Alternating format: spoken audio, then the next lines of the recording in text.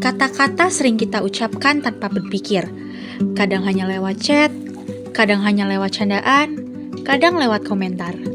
Namun, kita sering lupa bahwa setiap kata punya dampak.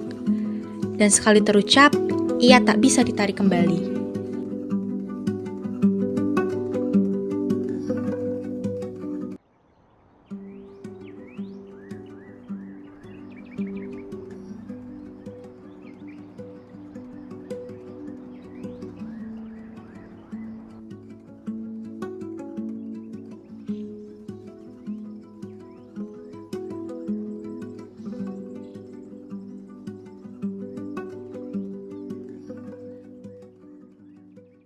Oke, kita mulai ya. Kita butuh satu konsep utama.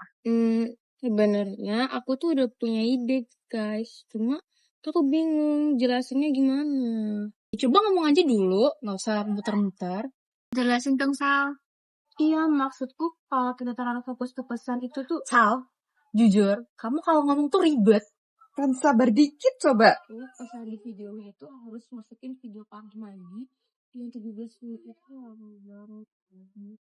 Nah, jadi menurut aku tuh inti videonya tuh harus masukin video Kang Mandi yang 17 menit itu kan. Kalau menurut aku sih kayak gitu. Kalau menurut kalian gimana? Jadi intinya apa sih, Sal? Iya, jadi intinya apa sih? Bentar, dengerin dulu penjelasannya Salsa. Dia itu lagi bingung jelasin, jadi kita turun bantu. Iya benar banget, jangan langsung ngejudge.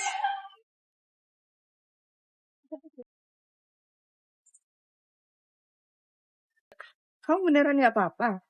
Nggak apa-apa, aku udah biasa kok. Tapi kelihatan loh. Iya, mereka bilang tuh aku baperan. Padahal aku cuma pengen dihargain pas aku berbicara. Tidak semua luka meminta didengar. Ada yang ingin dipahami. Kenapa sih kata-kata orang bisa sesakit ini? Katanya cuma bercanda, tapi ini udah terlalu jauh.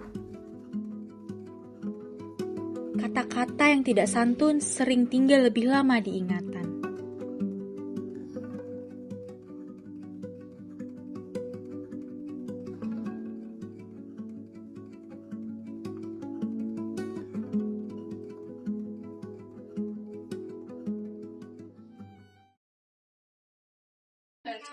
Lihat deh komentar ini. Ih, kasar banget. Iya kan, padahal cuma beda pendapat gini doang. Masalahnya orang sering ngerasa aman karena mereka gak tatap muka.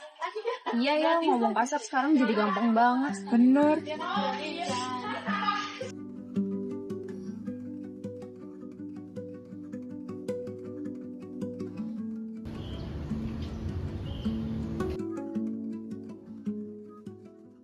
Guys, sebelum kita mulai, sambil nunggu yang lain, aku mau nunjukin kalian video ini deh. Video apa? Ini kemarin aku lihat video dosen bahasa Indonesia. Dia tuh jelasin tentang penggunaan bahasa yang baik dan benar.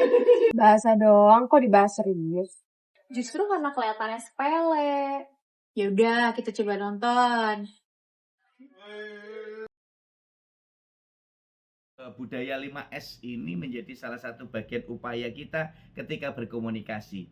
Kesantunan berbahasa tidak menyinggung dan menyakiti perasaan pendengar atau multigenerasi NKRI abad 21. Nah, jadi teman-teman hebat dan luar biasa yang ditinggalkan sebagai tanda untuk masyarakat Solo. Gibran tinggalkan mobil di makam. Ini sebenarnya bagian pramasemotika untuk menegur sekolah dasar. Ini dua konteks yang terikat pada teks dari komunikasi. Ketika multi generasi NKRI terampil belajar, terampil berpikir, terampil hidup, inilah yang terjadi bahwa mereka akan mewujudkan semuanya secara terintegrasi dalam kesantunan kehidupannya. Maka saya katakan bagaimana unsur-unsur yang harus kita perhatikan dalam membuat konstruk santun berbahasa itu, tentu harus melihat siapa penuturnya, siapa lawan tuturnya, lalu konteksnya yang menyertai seperti apa, konteksnya seperti apa. Tentu antara penutur lawan tutur, konteks-konteks ini menjadi bagian yang tak terpisahkan, media yang digunakan seperti apa. Nah, disinilah sebenarnya bisa kita lihat. Santun itu akan dilihat dari langsung dan tidak langsung tuturan itu. Semakin tidak langsung tuturan semakin santun. Semakin langsung tuturan itu semakin tidak santun. Artinya apa? Karena tuturan yang langsung itu akan kadangkala akan merasa menyakiti. Kita bisa lihat kasus yang terjadi kemarin, mohon maaf, di Solo, dosen UIN meninggal. Karena apa? Faktor penyebabnya, motifnya, tukang bangunan yang sedang merenovasi rumahnya diingatkan oleh pemilik rumahnya. Nah, karena merasa tuturan yang digunakan kurang tepat, diksi yang digunakan kurang tepat, ini sebenarnya si pelaku, tuan rumah hanya ingin menyampaikan tujuannya bahwa tolong diperbaiki lagi. Media yang digunakan secara langsung, tapi ternyata dampaknya luar biasa. Akhirnya terjadi pembunuhan. Nah, ini menjadi salah satu titik temu. Dampak sebuah tuturan sampai berdampak seperti itu. Karena apa? Pilihan diksi, pemahaman teks yang tentu tidak bisa dibayangkan terjadi seperti itu. Nah, oleh karena itu teman-teman, ini harus menjadi titik temu. Bahwa ketika kita mengomunikasikan sesuatu, kita sebagai manusia posisinya sama-sama manusia, harus bisa memanusiakan manusia. Ada pembeda bagaimana cara bertutur kita dengan senyum, dengan mengomunikasikan tepat, sasaran, tujuannya apa, pilihan diksinya seperti apa. Ini menjadi kekuatan yang tentu akan menjadi pilihan. Branding yang kita buat, personal branding kita, ketika kita dikatakan bagaimana bisa mengomunikasikan sesuatu hal dengan baik. Oleh karena itu, tentu sebagai wujud pembeda dalam kesantunan berbahasa, teman-teman harus bisa melihat pilihan-pilihan ini untuk membuat konstruk komunikasi santun berbahasa atau sehat berbahasa. Itu harus dilihat mitra tuturnya. Siapa mitra tuturnya? Ini penting karena mitra tuturnya di terminal dengan di ranah pendidikan akan berbeda. Kemudian ranahnya di rumah dengan di masyarakat berbeda. Dicek medianya apa? Apakah pada media digital atau media langsung? Dirasakan kesantunan berbahasanya seperti apa? Kira-kira kalau diterapkan pada diri kita tepat atau tidak? Disesuaikan dengan konteks tuturannya. Nah, kemudian dipastikan tujuan tuturannya. Nah, kemudian diteliti kebenarannya. Ini hoax atau tidak? Kemudian dicek peranggapan dan implikator yang disampaikan penutur dan lawan tutur seperti apa. Lalu dicek dampaknya. Inilah sebagai wujud kontrol. Apakah tuturan kita ini berdampak? Bahasa yang baik dan benar adalah bahasa yang tepat, santun, dan menghargai lawan bicara. Kayaknya aku sering salah ngomong deh. Kita semua pernah.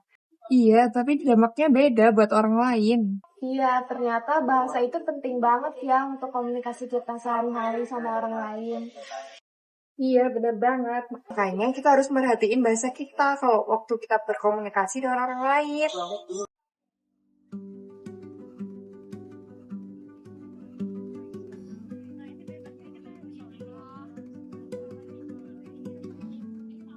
Sal, coba jelasin ide kamu lagi.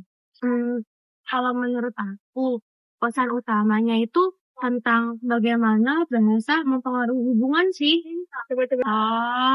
Sekarang aku paham. Ide kamu bagus. Iya, ternyata ide kamu bagus, Sal. Bahasa yang santun menciptakan ruang aman.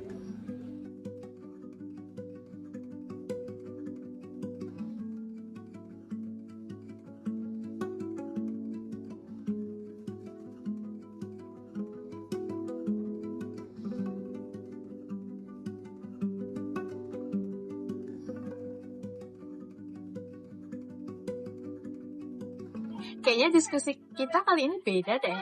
Iya ya, kayak lebih enak didengar gitu. Soalnya kita pakai bahasanya lebih enak, lebih santun. Sal, aku minta maaf ya kalau kemarin aku keterlaluan. Iya, nggak apa-apa. Tapi lain kali kamu harus jaga bicara kamu ya. Kamu harus sopan kalau ngomong sama yang lain. Iya, makasih ya udah diingetin. Iya, aku juga minta maaf ya. Nggak apa-apa. Kata-kata bisa melukai, tapi kata-kata juga bisa menyembuhkan. Saat kita memilih berbahasa dengan baik, benar dan santun, itu berarti kita bisa meninggalkan jejak yang baik.